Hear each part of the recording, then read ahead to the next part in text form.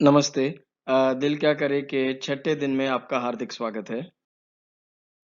आज हम cardiac investigations के बारे में बात करेंगे। अगर मुझे जानना है कि मेरा हार्ट हेल्दी है या नहीं, मुझे क्या टेस्ट करवाने चाहिए, मुझे क्या करवाना चाहिए, so that I come to know मेरी कार्डियक हेल्थ क्या है। कोई भी टेस्ट करवाने के पहले सबसे ज्यादा जरूरी है फिजिकल एग्जामिनेशन। आपके डॉक्टर के पास जाएं, उनसे फिजिकल एग्जामिनेशन करवाएं। That is the most important test compare to any other investigation which you can do. पहले आपकी पल्स चेक करेंगे। चारों लिम्स में पल्स चेक होनी चाहिए, दोनों पैरों में भी, डॉर्सैलिस पीडिस या पोस्टीरियर टिबियल हमारी पल्स है या नहीं। पल्स का फॉर्म वगैरह सारा डॉक्टर्स देखते हैं। ब्लड प्रेशर ऑब्वियसली इसके बारे में हमने काफी चर्चा की है, वो चेक करना जरूरी है। चेस्ट ऑस्कल्टेशन, हमारे लंग्स में एक्सपांशन कैसा है, कोई क्रेपिटेशंस, कोई ब्रेथ साउंड्स है या नहीं, हमारे हाइट के लिए हमारा वेट क्या है, रैंडम शुगर क्या है। ये एक बेसिक चेक जब हो जाता है तो हम आपको आगे इन्वेस्टिगेशन एडवाइस कर पाते हैं। एंड इवन मोर इम्पॉर्टेंटली, वो जब इन्वेस्टिगेशन आते हैं तो उसमें मुझे अगला कदम क्या उठाना चाहिए वो पता चलता है। फॉर एग्जाम्पल, अगर मेरी पल्स ओके है, अगर मेरा ब्लड प्रेशर ओके है, तो अगर कोलेस्ट्रॉल थोड़ा बॉर्डर पे है तो मैं वेट कर सकता हूं। पर अगर ब्लड प्रेशर भी ज्यादा है, पल्स नॉर्मल नहीं है, वजन ज्यादा है, शुगर भी ज्यादा है, तो अगर कोलेस्ट्रॉल अब नॉर्मल आएगा तो मुझे मेडिसिन देना ही पड़ेगा। So something like that. So next important step two is, क्या टेस्ट्स करवाने चाहिए। सबसे पहले सीबीसी, यानी कि हम आपका हीमोग्लोबिन देखेंगे। सीबीसी में विटामिन्स का स्टेटस भी पता चल जाता है, कोई इन्फेक्शन चल रहा है बॉडी में, एलर्जीज है, वर्म्स इन्फेस्टेशन है, प्लेटलेट काउंट क्या है, उसके लिए सीबीसी बहुत ही जरूरी है। फिर HbA1c, आपकी शुगर कितनी है वो जानना बहुत बहुत बहुत जरूरी है for heart purposes. Third, cholesterol lipid profile, इसके बारे में हमने काफी चर्चा की थी हमारे सैटरडे के सेशन में। नेक्स्ट आता है thyroid and liver. So thyroid check करना बहुत ही जरूरी है, चाहे वो हाइपोथायराइडिज्म हो, हाइपरथायराइडिज्म हो, प्राइमरी, सेकेंडरी, ट्रांजिएंट, परमानेंट, कोई भी प्रकार के थायराइड डिसऑर्डर्स हैं वो आपके हार्ट को अफेक्ट कर सकते हैं। इनफैक्ट हमारी एक पेशेंट थी कई साल पहले जिनका सायन हॉस्पिटल में कार्डियक प्रोसीजर होने वाला था, पर उनका TSH अब नॉर्मल मिला, उनका थायराइड करेक्ट किया, तो उनको कार्डियक मेडिकेशन की भी जरूरत नहीं पड़ी, इंटरवेंशन तो छोड़ दीजिए। So checking the thyroid is very important. Liver के बारे में what can I say, we have already discussed at length. Liver इतना कॉम्प्लेक्स ऑर्गन और इतने सारे मैकेनिज्म्स बॉडी के मैनेज करता है, so maintaining liver health is equally important. आगे ब्लड टेस्ट में फिर next important organ is creatinine and urine routine. Creatinine यानी कि किडनी को चेक करना। किडनी और ब्लड प्रेशर का थोड़ा मुर्गी और अंडे जैसा रिलेशन है, पहले कौन आया।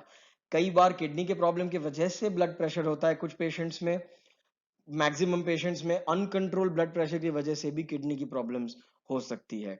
उसके साथ साथ हमेशा यूरिन का एक टेस्ट करवाना जरूरी है। आप किडनी को एक चाय की छन्नी की तरह समझे, जब हम उसको छान रहे हैं नॉर्मल प्रेशर में, यूरिन निकल रहा है और प्रोटीन रीअब्सॉर्ब हो जाता है। पर ज्यादा प्रेशर के कारण, उस पे ज्यादा दबाव होने के कारण यूरिन में भी प्रोटीन जाने लगता है, जिसे हम एल्ब्यूमिन यूरिया कहते हैं।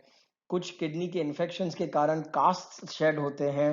There can be many other factors which can be found. So kidney को चेक करना कोई भी कार्डियक कंडीशन के लिए एब्सोल्युटली इंपॉर्टेंट है। ये बेसिक ब्लड टेस्ट और यूरिन रूटीन को छोड़ के कुछ और टेस्ट भी हैं जो हम कार्डियक रिस्क मार्कर्स की तरह यूज कर सकते हैं। यूरिक एसिड, जो कि सभी जानते हैं, गाउट यानी कि आर्थराइटिस के लिए हम यूरिक एसिड चेक करते थे, पर वो कार्डियक रिस्क मार्कर भी एक्सेप्टेड है। Serum lipoprotein levels, homocysteine levels, ये सारे कार्डियक मार्कर्स है कि अगर ये एलिवेटेड है तो आपको हार्ट का रिस्क ज्यादा है। पेट की सोनोग्राफी में अगर आपको फैटी लिवर है या नहीं, किडनी पे कोई सिस्ट है, रीनल डॉपलर करवाने की जरूरत है वगैरह, वो सोनोग्राफी में पता चल जाता है। तो ये आपके इन जनरल एक कार्डियक स्क्रीनिंग टेस्ट हो जाते हैं। But in case of an emergency, अगर चेस्ट पेन हो रहा है और इमरजेंसी है, then troponin I, troponin T, CK-MB, LDH, ये एक गोल्डन ट्रिपल मार्कर कहते हैं। तो ये triple marker can be used to diagnose cardiac condition and emergency. NT-proBNP, भी यूज होता है हार्ट फेलियर जज करने के लिए वगैरह. So there are many many blood test, but in general मैंने जो आपको बताया एक जनरल चेकअप में वो सफिशिएंट है. Next most important step in diagnosing, आपने डॉक्टर को मिल लिया, आपने उन्होंने जो बताया आपने वो ब्लड और यूरिन टेस्ट करवा लिए. अब बहुत ही जरूरी है कि चलना, वॉकिंग, डिस्निया या एंजाइना ऑन एक्सर्शन, चलने पे सांस भरना या फिर दर्द होना बहुत ही महत्वपूर्ण लक्षण है. I would say that before anything else this becomes positive. Doctor साहब मैं पहले 3 किलोमीटर आसानी से चलता था सुबह, पिछले 1 महीने से ऐसा लग रहा है कि लास्ट लास्ट में सांस भरने लग गई है, सेकंड फ्लोर के बाद चढ़ता हूं तो सांस भरने लग गई है. That is a very important indicator that I should check what is the cause. क्या वो हार्ट से है या लंग से है, पर उसे सॉल्व करना जरूरी है. इनफैक्ट हार्ट फेलियर के 4 क्लासेस भी हैं कि आपको नो सिम्टम्स है, माइल्ड एक्टिविटी पे है, मॉडरेट एक्टिविटी पे है जो रेस्ट पे सुझा जाता है, या रेस्ट पे भी आपको तकलीफ है. सो this is very very important. अगर आप चलेंगे ही नहीं तो आपको पता कैसे चलेगा कि आपको तकलीफ हो रही है या नहीं. So if you don't exert, how will you know that there is dyspnoea और angina on exertion. Then imaging की तरफ आते हैं. So this is imaging is basically we try to figure out heart क्या कर रहा है. सो चेस्ट एक्सरे जैसे हम करवाते हैं, चेस्ट एक्सरे में हार्ट की साइज क्या है, उसमें पानी भरा है या नहीं, लंग्स की कंडीशन क्या है. There are many many things जो हम चेस्ट एक्सरे में डायग्नोज कर सकते हैं. लेकिन हार्ट का अब तक का जो सुपरस्टार रहा है डायग्नोसिस के लिए वो है ईसीजी. तो ईसीजी होता क्या है, हार्ट बीट का जो बेस है वो पहले एक इलेक्ट्रॉनिक स्टिम्युलेशन हमारे ये नोड से निकलता है, ऐसे नोड से एवी नोड की तरफ जाता है, एवी नोड से पूरे वेंट्रिकल्स में जाता है. जब ये इलेक्ट्रिकली स्टिम्युलेट होता है तब वो स्क्वीज होता है. तो ये इलेक्ट्रिक करंट जो जनरेट होता है वो हम एक ईसीजी में रिकॉर्ड करते हैं. जैसे ये एट्रिया जब स्टिम्युलेट हुए तो ये पी वेव बना, फिर से आप देखेंगे एट्रिया स्टिम्युलेट हुए पी वेव बना, वेंट्रिकल स्टिम्युलेट हुए तब आपका क्यूआरएस वेव बना. सो this is the way. ECG में हम ढूंढते क्या क्या है कि आपका रेट क्या है, हार्ट रेट क्या है, रिदम नॉर्मल है या नहीं, एक्सिस किस तरफ है, और हार्ट में कोई प्रॉब्लम्स है या नहीं. सो ईसीजी जैसे आपने देखा वो बहुत ही डिटेल में अगर बताऊंगा तो ये पी वेव जब है तब आपका एट्रियम स्क्वीज हो रहा है, जब वेंट्रिकल स्क्वीज होते हैं तब क्यूआरएस वेव बनता है, एंड जब वेंट्रिकल रिलैक्स होते हैं तब टी वेव बनता है. सो बेसिकली जो अपना लब डब हार्ट बीट जो है वो ईसीजी मेजर करते रहता है. So when you read a normal ECG we first look at the rate. तो ये जो एक रेगुलर इंटरवल्स पे आ रहा है या नहीं, 1 2 3 4 perfect, 1 2 3 4 perfect. So 75 beats per minute approximately heart rate है. Is it regular? Lub dub yes, it seems to be regular, the rate is good. हर एक क्यूआरएस के पहले एक पी वेव आ रहा है तो एट्रियम कॉन्ट्रैक्ट होता है, फिर वेंट्रिकल कॉन्ट्रैक्ट हो रहा है, तो rhythm is also sinus regular rhythm, axis भी नॉर्मल लग रहा है. So these are the various things which we see in an ECG. अब आप ये वाला देखिए, लब डब लब डब लब लब डब लब डब लब dub. So this is an irregular heart rate. तो हमें इसका जो रिदम है वो हमें पता चल गया कि भले ही इसमें रिदम की भी प्रॉब्लम है, रेट भी इरेग्युलर है. सो हम फिर उसमें और डिटेल में जाके फाइंड आउट कर सकते हैं कि वो किस तरह का एरिथमिया है. एरिथमिया के बारे में मैंने सडन कार्डियक डेथ के लेक्चर में बात की थी. सो ये रिदम जानना, एरिथमिया जानना बहुत जरूरी है, especially for anybody planning to start exercising, start gym, start getting fit. ये जानना बहुत जरूरी है. एल्डरली पेशेंट्स में commonest cardiac problem is arrhythmia, तो एल्डरली पेशेंट्स में भी खास ईसीजी करवाना बहुत जरूरी है. फिर हम देखते हैं एक्सिस के लिए कि एक्सिस क्या है हार्ट का. एक्सिस में होता क्या है, कई बार पेशेंट आके बोलते हैं डॉक्टर साहब आप इतने भयानक हैं, आपके क्लिनिक में आना इतना डरावना है कि हमारा बीपी आपको देख के बढ़ जाता है. ऐसे तो मेरा बीपी बहुत बढ़िया रहता है. ठीक है जी, आपका ईसीजी कर लेते हैं. अगर ईसीजी में ये लेफ्ट एक्सिस डिविएशन है, आपके V6 में भी ये एस वेव विजिबल है, सो दैट मीन्स आपका लेफ्ट एक्सिस डिविएशन मतलब आपका जो हार्ट है उसकी एक्सिस चेंज हुई है कंसिस्टेंटली हाई बीपी के कारण. तो आपका बीपी आज मुझे मिलने आए उसकी वजह से नहीं, पर आपको ऑलरेडी बीपी है। तो ये सारी चीजें मुझे हेल्प करती है टू डिसाइड मेडिकेशन दूं या फिर लाइफस्टाइल मॉडिफिकेशन करूं, और राइट एक्सिस डिविएशन है तो पल्मोनरी कोई प्रॉब्लम है क्या। सो काफी सारी चीजें हमें ईसीजी से पता चल सकती है। उसका कॉमनेस्ट उपयोग तो ऑब्वियसली हम हार्ट अटैक के लिए देखते हैं कि वो एसटी सेगमेंट एलिवेशन हो रहा है या नहीं। So should I immediately refer the patient to a hospital और नॉट, कार्डियक इंटरवेंशन स्टार्ट करना चाहिए या नहीं। एंड ईसीजी में ना सिर्फ हम ये आपको बता सकते हैं कि हार्ट की प्रॉब्लम हो रही है या नहीं, पर हार्ट के कौन से हिस्से में हो रही है। मैंने देखा है some old fashion fantastic cardiologist can even tell me कि कौन सी आर्टरी में ब्लॉकेज निकलेगा, because certain parts of the ECG certain parts of the heart को रिप्रेजेंट करते हैं। That is why an ECG is a basic investigation, but it is an excellent investigation. और normal health में ECG करना बहुत जरूरी है, ताकि जब तकलीफ हो तब हम कंपेयर कर सकते हैं कि देखिए जो चेंजेस आज के ईसीजी में दिख रहे हैं वो चेंजेस तो आपके 6 महीने पहले के ईसीजी में भी थे। तो शायद ये फ्रेश प्रॉब्लम नहीं है, शायद आज की तकलीफ इसके वजह से नहीं है। Then we come to another important investigation जो कि 2D एको है। 2D एको एक तरह की सोनोग्राफी है जो आपके हार्ट पे रख के हम अंदर का लाइव 2 डिमेंशनल इमेज देख सकते हैं कि हार्ट कैसे बीट हो रहा है। उसमें हमें क्लॉट्स है या नहीं पता चल सकेंगे। ईसीजी में जो रेट रिदम एक्सिस के बारे में पता चला है वो एक्यूरेट है या नहीं। हार्ट की थैली के आसपास कोई पेरिकार्डाइटिस या कार्डियक टैम्पोनाट कोई फ्लूइड है या नहीं। एओर्टा में कोई तकलीफ है या नहीं।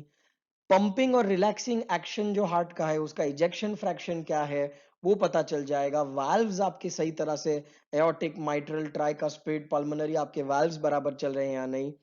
हर एक हार्ट का चेंबर प्रॉपर प्रेशर पे ऑपरेट कर रहा है। कार्डियोमायोपैथी है, इरेगुलरली हार्ट बीट हो रहा है, कहीं पे हार्ट की वॉल पतली हो गई है, इस्कीमिया के कारण पतली हो गई, हार्ट अटैक के कारण वो वॉल मूव नहीं हो रही, मतलब एकाइनेटिक या हाइपोकाइनेटिक वॉल्स है। तो ये सारा इंफॉर्मेशन एक 2D एको में बहुत ही बेहतरीन तरह से हमें पता चल सकता है। और इसका एडवांटेज क्या है, बाहर से हो जाता है तो एक तरह की सोनोग्राफी, तो कोई रेडिएशन एक्सपोजर भी नहीं है इसमें। सो ये आपको हार्ट का एक क्रॉस सेक्शन रिप्रेजेंट किया है। ये एट्रिया वेंट्रिकल है और वो 2D एको में कैसे दिखेगा वो ये इमेजेस में बहुत ही ब्यूटीफुली बताया है। और ये जो आप एक तरह का एक एक ट्रायंगल, एक त्रिकोण जो दिख रहा है, दैट इज द व्यू कि मेरा जो प्लेसमेंट है मेरे कैथोड का, वो किस तरह का व्यू मुझे इसमें दिखेगा। सो प्लीज अंडरस्टैंड कि 2D एको काफी तरह के हो सकते हैं। ट्रांसइसोफेजियल यानी फूड के पाइप से अंदर जाके भी एक तरह का स्पेशल 2D एको होता है। मैक्सिमम हम बाहर से करते हैं, for most purposes that is enough. So this is just a live 2D एको। जैसे एक कलर डॉपलर भी हम उसमें इंट्रोड्यूस करते हैं ताकि हम ब्लड फ्लो देख सके, ब्लड का मूवमेंट देख सके across the valve, ejection fraction calculate कर सके, ventricular diastolic dysfunction, systolic functions etcetera सब पता चल सके। और यहाँ पे आप देखेंगे ये वाल्व है, ये वाल्व खुला बंद हो गया, वाल्व खुला बंद हो गया, तो ये भी हम 2D एको में देख सकते हैं। एक 3D एको करके फ्रेश टेक्नोलॉजी आई है जो ये 2 डिमेंशनल की जगह हमें 3 डिमेंशनल आइडिया देता है। तो ये पूरे वाल्व को देखे कितना beautifully we can visualise how it is opening, how it is closing, so we can जज स्टेनोसिस, रिगर्जिटेशन वगैरह a lot better. The thickness of the cardiac wall also can be diagnosed a lot better. फिर एक जरूरी investigation है stress test, यानी कि treadmill test. तो जैसे ईसीजी हमने आपको बढ़िया हमारे कैबिन में एसी में सुला के आपको एकदम कंफर्टेबल करके हमने, हमारे स्टाफ ने आपका ईसीजी किया, ये सिचुएशन में हम देखना चाहते हैं कि डॉक्टर साहब मुझे रेस्ट पे तो कोई तकलीफ नहीं है, बट मैं जब कुछ काम करती हूँ या मैं कहीं पे चलती हूँ या फास्ट मुझे एक्सरसाइज करना पड़ता है तो मुझे छाती में तकलीफ होती है, what is going on doctor. Or I am a young athlete, I want to start football, or I want to do very aggressive dieting and gym from tomorrow, should I be able to do or not? So what I do, वही ECG के electrodes आपके chest पे रख के आपको treadmill पे चलाएंगे और उसको मशीन में रिकॉर्ड करते जाएंगे कि जो आपकी एक्सरसाइज जैसे बढ़ते जा रही है तब आपका हार्ट कैसे परफॉर्म कर रहा है। तो अगर एट रेस्ट नॉर्मल है या थोड़ा मुझे डाउट है तो मैं पेशेंट का स्ट्रेस टेस्ट करवाता हूं। स्ट्रेस टेस्ट में आएगा कि नेगेटिव फॉर इस्कीमिया, यानी कि कोई ऐसे चेंजेस नहीं आए हार्ट के, आपको हमने एक्सर्ट किया तो भी हार्ट बढ़िया परफॉर्म कर पाया है। इक्विवोकल यानी कि हम प्रॉपरली नहीं डायग्नोस कर पा रहे, या पॉजिटिव कि नहीं डेफिनेटली एसटीटी सेगमेंट में चेंजेस आ रहे हैं। जब हार्ट ज्यादा एक्सर्ट कर रहा है तो जो कॉरोनरी आर्टरीज हार्ट को सप्लाई कर रही है वो कॉम्प्रोमाइज हो रही है। तो अगर नेगेटिव नहीं है, इक्विवोकल या पॉजिटिव है, तो हमें आगे और इन्वेस्टिगेशंस करने की जरूरत पड़ सकती है। स्ट्रेस टेस्ट में हमें रिदम के बारे में भी पता चल जाता है। I have seen many sudden cardiac death because suddenly उनका हार्ट वी टैक में चले जाता है। तो जैसे पेशेंट एक्सरसाइज एक्सर्शन कर रहा था, पर जब एक्सरसाइज आते गई तो हार्ट की रिदम चेंज होकर वी टैक में चले गए। और ये एक टिपिकल इस्केमिक चेंजेस है कि जब पीक एक्टिविटी पे, रेस्ट के बाद जब पीक एक्टिविटी पे हार्ट पहुंचा तो उनको एसटी सेगमेंट चेंजेस स्टार्ट हो गए, यानी कि कहीं ना कहीं कुछ ब्लॉकेज होने की संभावना है। तो उनको इमीडिएटली आगे इन्वेस्टिगेशंस के लिए कार्डियोलॉजिस्ट के पास भेजना बहुत ही जरूरी है। नेक्स्ट हम जो करते हैं वो एंजियोग्राफी। तो अगर हमें स्ट्रेस टेस्ट में या ईसीजी में या हमारे सिम्टम्स से या डॉक्टर ने फिजिकल एग्जामिनेशन पे ही डाउट गया है कि उनको कहीं ना कहीं कोई ब्लॉकेजेस है, तो फिर हम एंजियोग्राफी करते हैं। एंजियोग्राफी यानी कि जो कोरोनरी आर्टरीज है उसे देखना कई तरह से हो सकता है। सीटी एंजियो भी होता है जिसमें वेन में इंजेक्शन दिया जाता है, या फिर हम फिजिकली कैथेटर के द्वारा आर्टरी के थ्रू अंदर भी जा सकते हैं। सो एंजियोग्राफी में देखते क्या है, वही जो हमारी आर्टरीज, जो एओर्टा है, हमारे हार्ट को अपने आप को भी एओर्टा सप्लाई करता है, वो हम एंजियोग्राफी में देखते हैं। एक सीटी एंजियो जो होता है उसमें आपके वेन में एक कॉन्ट्रास्ट इमेज इंजेक्शन दिया जाता है। वो कॉन्ट्रास्ट देने के बाद आपको सीटी स्कैन में डाल के आपका ये इमेजिंग हो सकता है, जिसमें हम कोरोनरी आर्टरीज को देख सकते हैं। ये एओर्टा है, ये आपका हार्ट टिश्यू है। उसमें ब्यूटीफुली हम ये एओर्टा, उसके ब्रांचेस, कहीं ब्लॉकेज तो नहीं है, अगर ब्लॉकेज है तो उसके आगे हार्ट का मसल का थिकनेस क्या चेंज हुआ है, ये पूरी तरह हम एक सीटी एंजियो में देख सकते हैं। किंतु सीटी एंजियो में कई बार प्रॉपर आइडिया नहीं आता है, हमें इंटरवीन करके एक परक्यूटेनियस एंजियोग्राफी करनी पड़ती है। जैसे एओर्टा से हमने डिस्कस किया सारी बॉडी में ब्लड जाता है, तो हम पैर की आर्टरी, फीमोरल आर्टरी के जरिए नो एंट्री में हम एक कैथेटर डालते हैं। We go all the way reverse into the aorta, और वहां से हम एओर्टा में से हम कोरोनरी आर्टरी में अंदर घुसते हैं। जहां पे प्रॉब्लम या ब्लॉकेज की संभावना है, वो कैथेटर जाता है, एक डाई छोड़ता है, और फिर हम फोटोग्राफ ले लेते हैं, तो पता चल जाता है कि ब्लॉकेज कितना है। यही सेम फीमोरल आर्टरी के जरिए नहीं, तो हाथ की रेडियल ब्रेकियल आर्टरी के जरिए भी हो सकता है। आपने कई बार आपकी एंजियोग्राफी की रिपोर्ट देखी होगी, तो वो यही होता है। फिर ये जब डाई इंजेक्ट किया तो हमने देखा कहां पे कितना ब्लॉकेज है। जैसे ये वाला ब्लॉकेज है, तो हमने इसको यहाँ पे मैं प्रेजेंट कर दिया कि यहाँ पे इतने परसेंट ब्लॉकेज है, इतने परसेंट ब्लॉकेज है। कोलेट्रल्स कहीं डेवलप हुआ नहीं, उसके बारे में मैं लास्ट में बात करता हूं। आपका डोमिनेंट आर्टरी कौन सा है, ये आपकी एंजियोग्राफी की रिपोर्ट बनती है। एंजियोग्राफी को हम अलग तरीके से भी इस्तेमाल कर सकते हैं कि अभी ऑलरेडी प्रॉब्लम नहीं है, पर आगे जाके हो सकती है या नहीं। एक तरह का डाई इंजेक्ट करके कोरोनरी स्पैज्म है या नहीं, हम वो चीज को टेस्टिंग कर सकते हैं। नाइट्रेट करके, नाइट्रलाइज करके हार्ट को बेनिफिट होगा या नहीं, वो भी देख सकते हैं। सो एंजियोग्राफी में बेसिकली एक और एडवांटेज है कि जब हमने परक्यूटेनियसली इंटरवीन किया, तो हम डायग्नोसिस के साथ साथ इंटरवेंशन भी कर सकते हैं। तो जैसे ये कोलेस्ट्रॉल डिपॉजिट हो के इतना बड़ा प्लाक बन गया है, तो ये कैथेटर अंदर गया, ये बलून एंजियोप्लास्टी कहते हैं, ये बलून इन्फ्लेट हुआ और उसने वो ब्लॉकेज को खोल दिया, कैथेटर चला गया और स्टेंट पीछे छोड़ दिया। Same thing again in a representation, वो कैथेटर का गाइड वायर आया, then the catheter comes in, we have imaged the problem, then we have inflated the balloon, ताकि जहां पे नैरोइंग है, सिकुड़ गई आर्टरी, वो थोड़ी ओपन हो सके। फिर बलून डिफ्लेट हो जाता है, the catheter goes back, the guide wire goes back, और स्टेंट रह जाता है। स्टेंट्स भी कई प्रकार के हैं, हमारे सीनियर कार्डियोलॉजिस्ट उसके बारे में आपको ज्यादा बता पाएंगे, but there are many many many types of stents available. And again, this is what I said. So there are various types available. There are medicated, non-medicated. So all this is too complex. We don't worry about that. But हाँ, ये एक technique है जिससे heart के blockage, heart की narrowing हम सुधार सकते हैं। ये उसका एक लाइव इमेज है कि before the stenting you can see that there was less flow and काफी visibly you can see much thicker and much better flow post the intervention.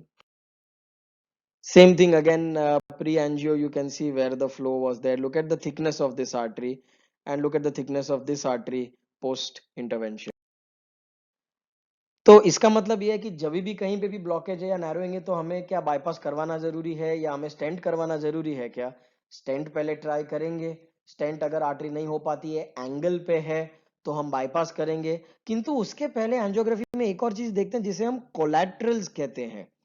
तो समझिए ये आर्टरी यहाँ पे क्लॉट हो गई, तो यहाँ पे ब्लड फ्लो नहीं पहुंच रहा, तो जो दूसरी आर्टरीज है वो ग्रो होके पीछे की तरफ से कोलैटरल्स बना देती है. मेन रोड पे अगर ट्रैफिक जैम है तो आप गली में से अपना ट्रैफिक निकाल लेते हो ना, उसे कोलैटरल्स कहते हैं. तो ये कोलैटरल्स भी अगर इंटैक्ट हैं तो आपके कार्डियोलॉजिस्ट कई बार एंजियोग्राफी करके कहेंगे कि हमने इसमें और कुछ नहीं किया है, अभी आप मेंटेन रखिए बाकी पैरामीटर्स और आपका रिस्क कम कर दीजिए. Then a very advanced is a form of nuclear imaging. ये एक रेडिएशन बेस्ड टेस्ट रहता है. आपको एक रेडियो एक्टिव एंजाइम दिया जाता है जो हार्ट के मसल्स एब्जॉर्ब कर लेते हैं. तो जहां पे हार्ट में मसल का फ्लो जो है वो रिप्रेजेंट हो जाता है. This is the normal area of flow, reduced area of flow. ऐसे इमेजेस आते हैं कार्डियक के and you can C beautiful images can be seen. इसके बारे में मैं ज्यादा नहीं बात करना चाहूंगा. This very advanced investigation. दोनों में यूज हो सकता है, एट रेस्ट भी एंड स्ट्रेस इमेजिंग भी, दोनों इसमें हो सकता है. और कुछ इनडायरेक्ट तरीके अभी क्या है, कोरोना के कारण कई लोगों ने जा जाके सीटी स्कैन चेस्ट करवाए थे, पर हार्ट भी तो लंग्स के पास में चेस्ट में ही है ना, दिखता तो है ही. तो आप जैसे ये देखिए, कोरोनरी आर्टरी के ब्लॉकेजेस के हमने बारे में हमने बात की थी, तो वो कोलेस्ट्रॉल के ब्लॉकेज पे कभी कभी कैल्शियम डिपॉजिट हो जाता है. तो ये जो डॉट दिख रहा है, ये छोटा सा डिपॉजिट, ये देखिए थोड़ा और ये देखिए, ये तो सारी कोरोनरी आर्टरीज में बहुत ही ज्यादा डिपॉजिट्स है. तो ये कोरोनरी आर्टरी कैल्शियम स्कोर को भी हम एक इनडायरेक्ट पैरामीटर की तरह यूज कर सकते हैं कि आपके हार्ट के आर्टरीज की क्या कंडीशन है. कई बार मैं ये एक डॉपलर भी करवाता हूं, कैरोटिड डॉपलर, यानी कि नेक में, क्योंकि ये भी एक इनडायरेक्ट आइडिया हमें हार्ट का दे सकता है. फाइनली लास्ट स्टेप इज, ये सारा डेटा इन्वेस्टिगेशन लेके आप वापस आपके डॉक्टर के पास जाएं. पहले आप सोचें कि मैंने क्या किया है, मैं अपनी लाइफ में क्या बदल सकता हूं, डॉक्टर को मिलके मैं क्या क्या इंटरवेंशन कर सकता हूं. इन्वेस्टिगेशन करने की जल्दबाजी ना करें. डॉक्टर सारा डेटा लेके आपको गाइड करेंगे कि आपको मॉडिफिकेशन, मेडिटेशन, मॉडरेशन करना है या फिर आपको मेडिकेशन करना है. Thank you very much. कल हम लास्ट पार्ट के लिए मिलेंगे. डाइट्स के बारे में आपको 5-6 डाइट्स के बारे में बता दूंगा जो हार्ट और वेट लॉस के लिए अच्छी होती हैं. And will summarise the main points of our cardiac week. Thank you so much. Wish you all the best. Stay safe, stay healthy.